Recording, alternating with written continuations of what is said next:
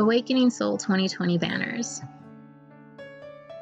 Some encouragements and cultural notes to hold while looking at the banners. In Lakota culture, we traditionally don't put too many features or actually leave them completely blank when we draw the faces of humans. A practice that I tried sticking to throughout the banners because they're supposed to act as a mirror, allowing us to see ourselves in whichever situation that the figure is drawn in. There's also a mixture of phonetic spelling and Lakota alphabet translations for the words on the banners. Though Lakota is originally an oral language, an alphabet was recently created by Leroy Curley in the 1980s and was stylized using the phases of the moon as inspiration. Also, a shout out to my eldest brother Dakota Goodhouse, who helped me with the translations. I use the belief of 7 generational thinking, which means everything we do it for the betterment of our future kin. We must think 7 generations ahead when we're doing things in this life, while also acknowledging 7 generations behind us. I added geometric dragonflies symbolizing our ancestors. The Lakota translation for it is Wowakish Ake. The person on this banner is surrounded by a stormy background of sorts. Inside of them, they're holding a mountain and its geometric twin, showing that we must heal ourselves to be able to show mercy by climbing these mountains we come across. The closest translation to this word in Lakota is Mo'unshila, which means to show compassion for. This one I kept fairly simple. It's a geometric fist with all of the 7 direction colors supporting this person and their journey. The Lakota translation is Owo Tamla, which means true and honest. The person has flowers and vines growing throughout the body and the head, encouraging us to be gentle, yet resilient as we grow. I added a bit more of a modern touch by using a soft pink as the background. The Lakota translation is Kashtoya, which means lovingly and with understanding.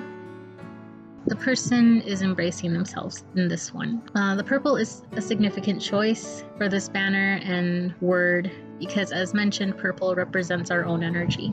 We measure our new year by seasons, and spring is the start of each year, and the prairie rose is what we call the first breath that the earth takes after winter. And lightning is also going along the arms, representing the thunder beings or Wokiyam who bring change to us. The Lakota translation for this is Wachin Yiyi. The red umbrella is meant to represent the red road, something that we turn to when we're unsure of which direction we're meant to go in, or the belief in something greater than ourselves so that we can make it through stormy times. The Lakota translation is Iyoyanbya. This is a braid that consists of the 4 main directions, which are red, black, yellow, and white.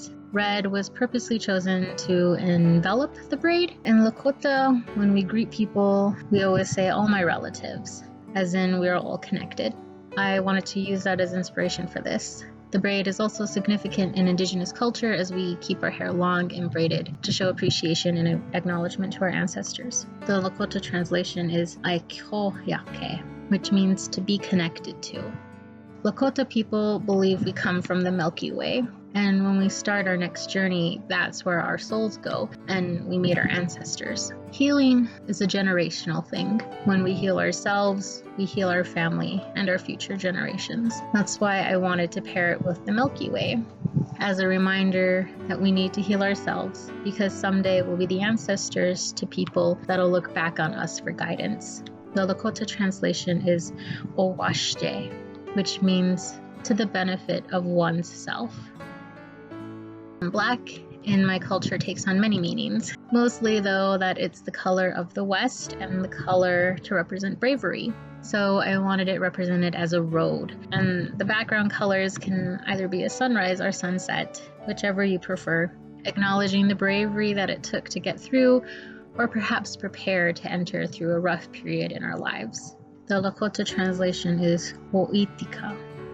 This word was difficult to portray at first, I wanted something gentle, happy, and hopeful. But after thinking more, I realized that this is rarely the case when we practice forgiveness, and oftentimes tears are the most dominant thing to happen. I've always been told forgiveness is not for the benefit of others, it's for yourself. So I wanted to show that it's okay to not be okay, and let the tears water our growth. The Lakota translation is Wa'e Kichik Tunji, which means to forget about something another did.